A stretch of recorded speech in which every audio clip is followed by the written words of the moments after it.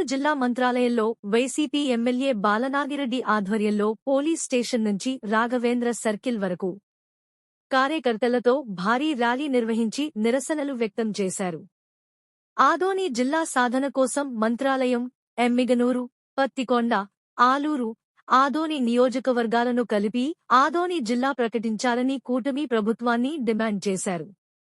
పశ్చిమ ప్రాంతమైన మంత్రాలయం నియోజకవర్గం కౌటారం మండలం నుంచి సామాన్య ప్రజలు కర్నూలుకు వెళ్లాలంటే సుమారు 160 కిలోమీటర్లు దూరం ప్రయాణించాల్సి వస్తోందని తెలిపారు.